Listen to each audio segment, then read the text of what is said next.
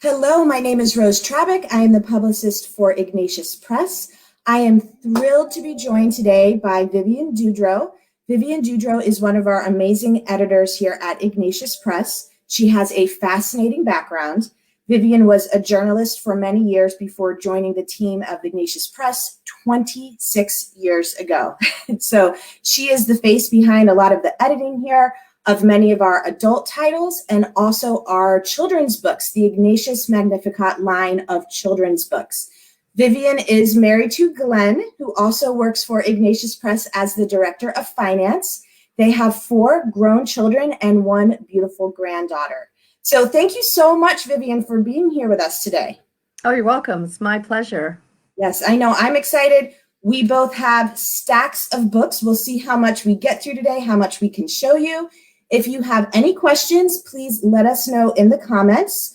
Hopefully we'll be able to see them. If you need a recommendation for a child in your life, let us know. Vivian in particular is very familiar with all of our books, so she can answer those. We will also be listing the titles that we talk about in the comments, so no need to take notes. Just look in the comments and you'll be able to see what we are talking about. So Vivian, let's dive in talking about Christmas gifts for kids, and particularly let's start off with Christmas and Advent books. What do you have? I thought you were going to ask me that. Okay, well, I'll start off what I have then. So first of all, I want to talk about this book. You can see here 24 Christmas stories for little ones. And if there's anything else you think of, feel free to just jump right in here. So what do you have to say about this book, Vivian?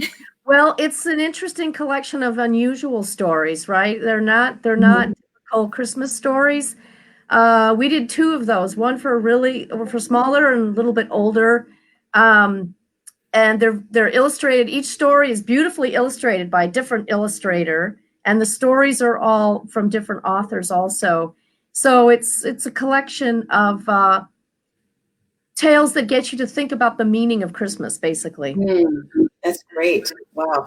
And do you happen to have the book for older kids with you, or okay? Not Okay. here. So we'll put that in the comments so people can look at it. Let me just hold up again the 24 Christmas stories for little ones. And I just wanted to show real quick, hopefully people can see right here, but the stories are listed by day. So it's really a great book for Advent.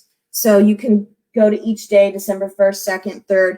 There's a story for each day. And I think that really makes it a great book too. Right. And show how some of the stories are about children, Sure. Right? Like I think there's a story of the Advent calendar, December 1st. Right. And I think there's one about decorative. Yeah. Let's see what we can see here. So you can see there's definitely a lot of children in the stories. The Annunciation. And then that's the Annunciation. So then they bring in the Bible stories as well. Right. But it's also, it's not just Bible stories, and it's not just, there's also like some fables that have Christmas, it's a nice little collection with different kinds of things. I see this one is called Great Things Grow from Little Seeds. So again, you're talking about a fable there. So that's pretty neat right there. So lots of different stories. And again, this is the book for the younger children. There's also a version for the older children, and we'll link those below in the comments. So, okay. I also wanted to show these board books. Oh yeah, Mate Roche. She's so great. Yes. Everything she does, everything by Mate Roche is great.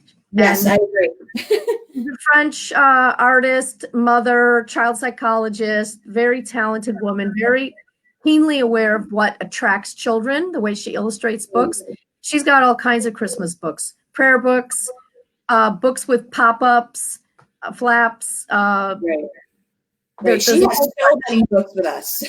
There's a whole bunch. For the website, Ignatius website, you'll just see a whole bunch of Christmas books by her. And her children's Bibles are wonderful too.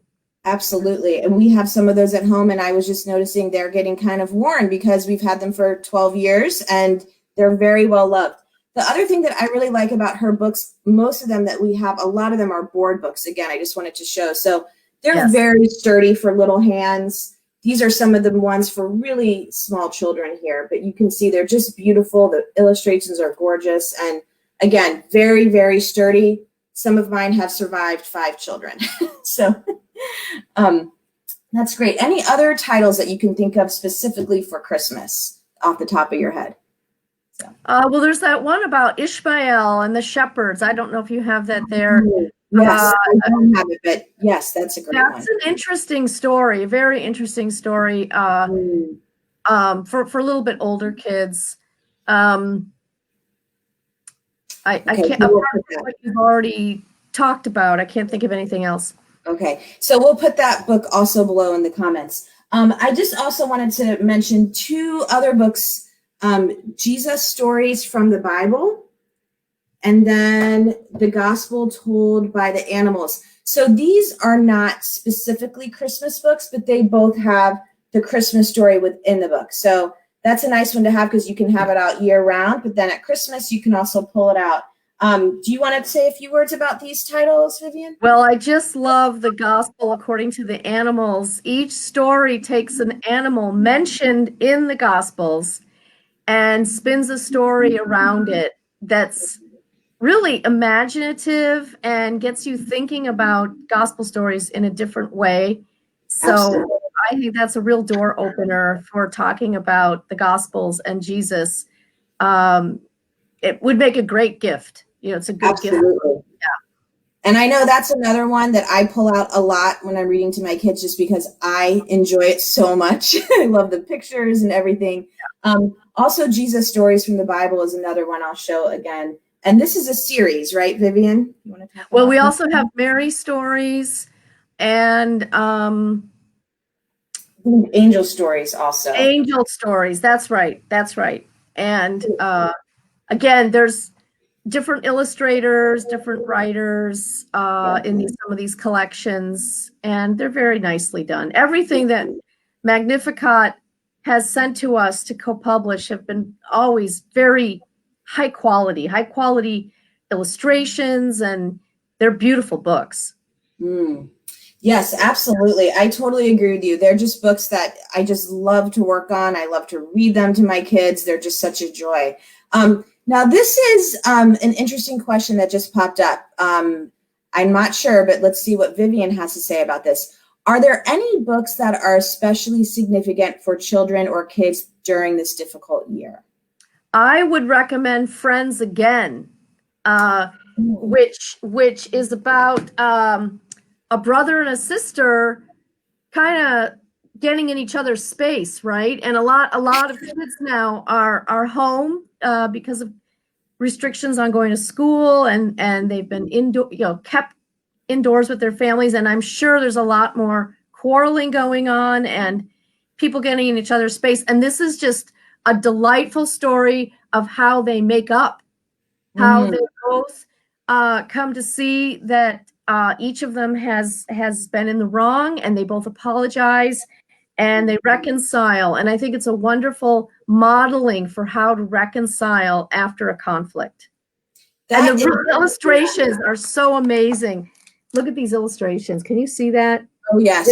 They're so whimsical, and it's the kind of book that a kid is going to look at, really look like what is going on in all these pictures. But yes, I completely agree. That is a great title, Friends Again. One of my favorites, and I'm actually going to be giving it to one of my children for Christmas this year. I'm not going to say which one, but there's one particular that does need that book. So just a wonderful book. And Vivian, just some real quick ideas since we're talking about Christmas. I just wanted to mention for giving books. Number one, we have St. Nicholas's feast day coming up, and I know a lot of people leave out presents for their kids for that feast day. I always include a book. And then another thing is that I heard once from a Catholic mom that I started doing years ago was putting out books specifically for Christmas during the Advent and Christmas season, and then boxing them up and putting them away and bring them out every year. We've been doing this for a while, and that's a huge hit. I'm wondering if you did anything like that with your family growing up. We did do exactly that. And even when the kids would go off to college and things like that and come home for Christmas, they would go rummaging around to find that box that had just the Advent Christmas kind of collection. And they Yes. get it out and they reread them as, here they are, 18, 19, 20 years old, rereading the Right. books that they associated with that time. Yeah, that's a beautiful that's tradition. Really a great idea. Yes. So maybe some of those books we just mentioned for your Advent or Christmas box that you bring out. And now let's just talk about some of our new releases. One more to add, by the way, is the Tommy de Paola, Mary, the Mother of Jesus. Yes. This too, has the Annunciation and the Nativity. And I know you wanted to talk about those later, but I thought that's a really good one to have in your Christmas Advent box. Definitely is. And actually, we can talk about the Tommy de Paola books now. I know I am so excited about these.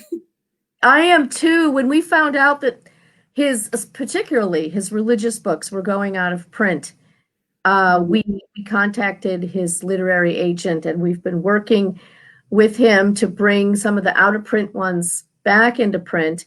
And so we've done Queen Esther and Noah's Ark. I think I got that here somewhere. Well, maybe I don't. And we've got Noah, and then we've done Brother Francis of Assisi, the Mary book I just told you about. We're working on rights to The Lady of Guadalupe, which also would be a wonderful addition for the Christmas box. And, Tommy de Paola did all kinds of Christmas-related stories that we aren't selling, but I highly recommend. The Clown of God, The Story of the Poinsettia, The Las Posadas. There's a whole bunch. He did lots of Christmas books. They're all great. And I grew up reading a lot of those books, Vivian, as I'm sure many people who are listening did, like Stregonona, The Clown of God, The Legend of the Poinsettia. And so these books that we're publishing, I have never heard of them before. So again, because I think many of them have been out of print for a while. So it's a great way to bring Tommy's work to a new generation of kids. Yes. Because, he just died this year.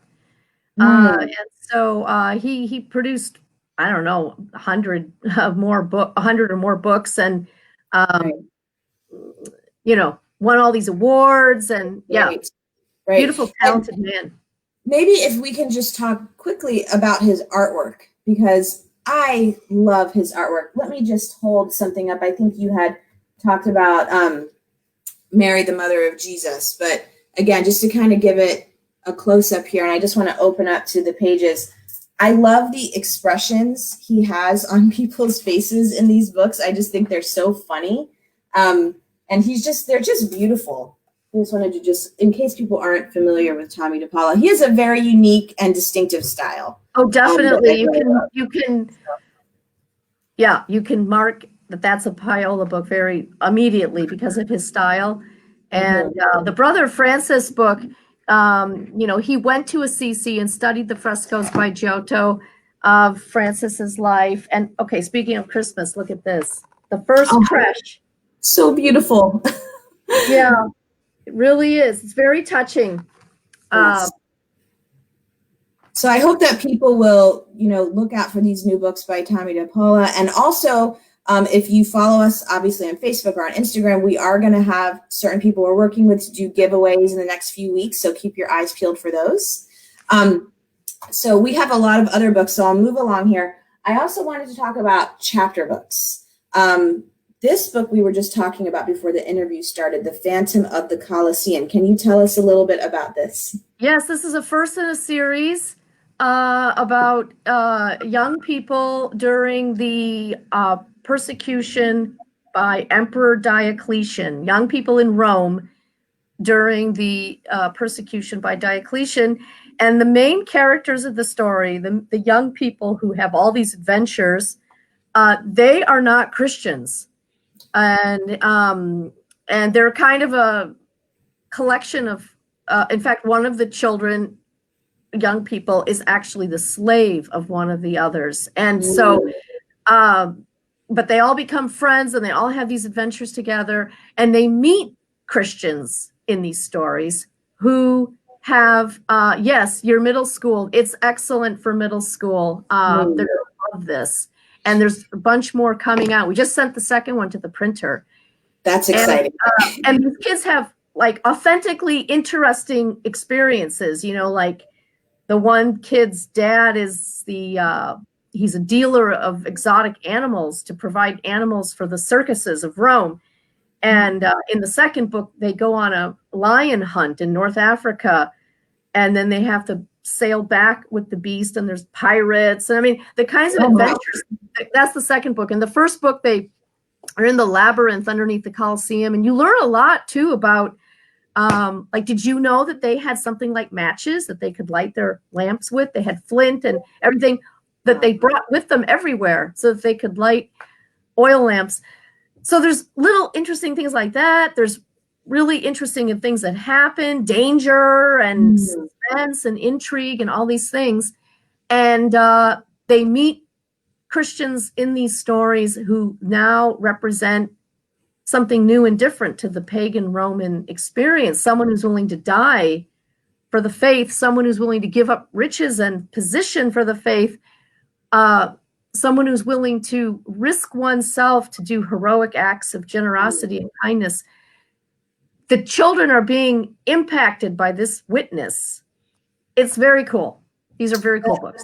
That sounds amazing. And this also sounds, two things I thought of when you were talking. This sounds like possibly a book you could give to someone who maybe is not Catholic, whereas a saint's book, but this might be something, or for a Christian friend, or for someone like maybe a godchild that wants a good adventure story. So because the Christian witness is done very subtly, tastefully, subtly, not hitting you over the head with it, but going, right. Was Christianity really good news? I mean, we take it for granted. We don't realize how extraordinary it was, those first Christian witnesses.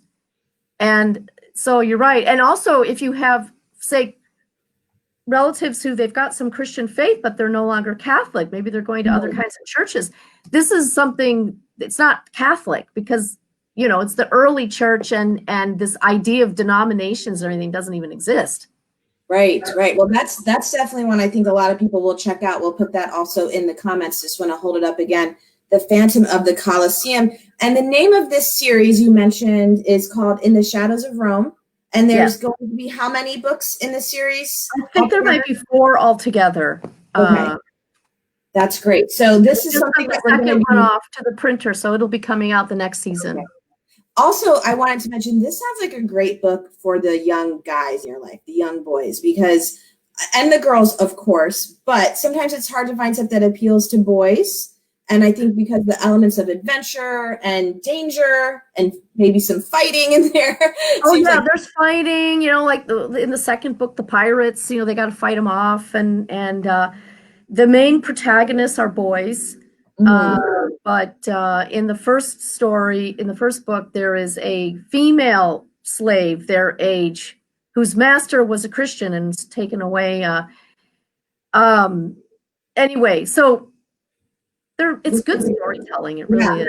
Well, I'm really excited about this series. And I know that, as we were talking about before the interview, if you have kids in your life that blow through books, that are crazy readers, that just need books all the time, I know as a mom, I'm always looking for good series, because if they like the first one, they're going to like all of them. And it's hard to find quality chapter books that are series that you feel good about buying for your kids. So this is definitely one I'm pumped about. So, and I also just wanted to mention, speaking of series, this is just a few of the books in our Vision Books series. I have about 30 of them here in my house. And you were just talking about how we're going to be updating. These have been traditionally saints books, stories of the saints. I grew up reading them.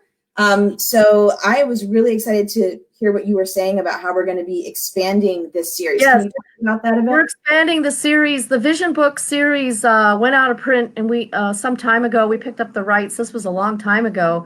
And there's more than 30 titles about different saints. And the latest one that we just added, Saint Jose, the boy who's martyred during the Cristero uprising in Mexico when the church was being persecuted by the government.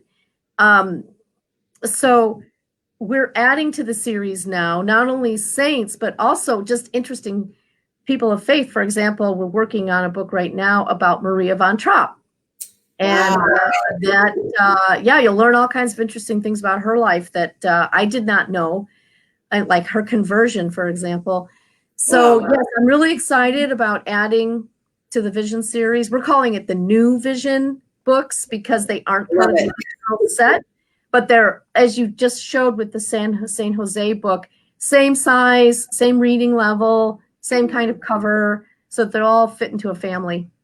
And those are about for ages 9 and up, I believe. Is that right? Okay. Yes. That's great.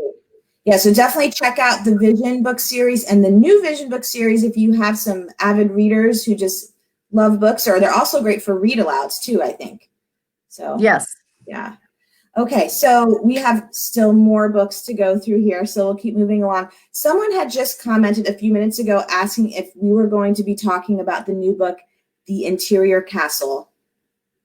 I love this book. Love this book. It's really an unusual book. The author, who's a fan of Teresa of Avila, tried to dive into Interior Castle, which is about the prayer, by leading a child into the different rooms or mansions or whatever that Teresa describes in the ascent of prayer. And it's so imaginative, such an unusual book. And then the illustrations they have this kind of ethereal quality to them. Yes, absolutely. That adds to this. We're talking about the spiritual life here, right? Yes. But with images and the images that Teresa herself used, like the dragon. Oh my gosh. Isn't that something? Yes.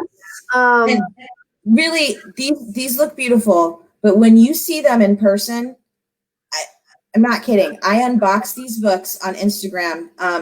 Just recently we posted it if you want to go check it out over there. And I hadn't seen them. I unboxed them right from the printer, and I was like, when I saw The Interior Castle, it actually almost choked me up because it was that beautiful. And I just think, again, when you're looking at children's books, of course, we have so many great ones, but this is a book that I was like, I need to read this to each of my kids and talk to them about prayer. Yes. How deep is that? It's so deep and so meaningful. There's just the layers of discussion in that book because she takes you through the 7 rooms of the Interior Castle, right? That's right. And so every room is, as you go deeper into prayer, you go into a deeper room. And I just thought that was incredibly profound for a child to be reading. And I did just want to also, you had mentioned that in the book, Teresa of Avila is leading this little boy. And I just wanted to just pull up one of the really neat pictures. This is a small one. So there she is there leading him through the Interior Castle. And of course, let's see if I can find another nice one. Oh, here's the bigger one right here. I mean, again, the pictures really they really lift you up when you see them. They're just absolutely beautiful. Right. So, and the fact that it's a child being led by this great saint through the mysteries of prayer, what does Jesus say? You have to be like a child. Right. You have to be like a child to enter the kingdom. And so it's a very special book. Yeah. I mean, I don't want to say I have a favorite, but if I did have a favorite, that might be my favorite. It's really an incredible book. It is incredible. It's so unusual. Yes, very much so. And speaking of also unusual and incredible, I thought we would also maybe talk about books by Demi. Oh, yeah, Demi. We have our most recent one right there. Can you hold that one up? She's an extraordinarily talented woman, interesting woman, fascinating woman. She's American. Most of these books that we partner with Magnificat to produce, most of them have come from France, written in France, illustrated there. And then we work with Magnificat to provide English editions. And Demi is right here in the US of A. She's up in the state of Washington, very talented artist. And the most recent book we've just put out by her is called The Spirit of Hiawatha. And it tells the legendary story of Hiawatha and how he united the Iroquois tribes back before colonization. He's a legendary figure in Indian folklore for this role that he played in uniting these warring tribes into one big kind of family or federation. But what's interesting about this book, I mean, that's already kind of an interesting story, right? But what's interesting about this book is that it brings into the story the Jesuit martyrs. Wow. Who, when the Jesuits came to the New World in New France, they were preaching among the Huron. And the Hurons were enemies of the Iroquois and not part of the Iroquois Federation. And so, the Jesuits kind of got caught between, tribal warfare and were killed, martyred. But then later, and the Jesuits returned, they're just gluttons for punishment, I guess. So they return and they seek out the Iroquois Federation, the chiefs of this federation, to forgive them and be reconciled. Amazing. And to have permission to preach among the Iroquois. And it's really because of Hiawatha's sort of visionary idea of reconciliation and so on, that there was like a foundation built there for the gospel to build on. Grace builds on nature, right? Yes. And it's a really cool book. And in this age of wanting to find out more about pre-European America and finding what was good there and lifting that up. And I think it's good timing to come out with a book like this. Absolutely. And Demi has so many great books about the saints and just interesting historical figures. Yes. We do publish quite a few of those. I believe we have George Washington, Our Lady of Lourdes. We have Mozart, which, oh my gosh, this is another just gorgeous book. And I love that. Yeah. And I love how she uses a lot of, I just wanted to show real quick, a lot of gold in her artwork. And it's just, the artwork is radiant. That's the only thing vibrant and radiant. That's a really good word. She's very attracted to characters who receive some kind of inspiration or illumination, and then contribute to the human story because of that. And so, like, take Hiawatha, he was a visionary leader. Mozart, this musical genius, where does that come from?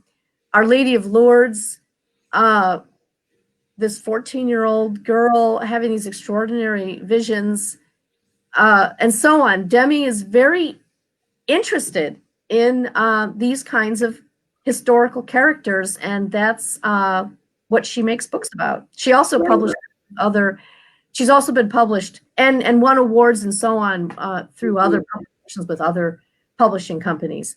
She's come to us recently because she's been more and more interested in being overtly kind of spiritual about what she's doing. And anyway, that's exciting for Ignatius Press. I mean, I know every time I see a new Demi book coming down the pipe, I get excited. So hopefully we'll continue to publish her.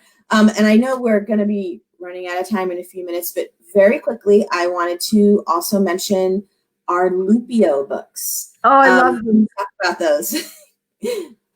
Yes. These are a series.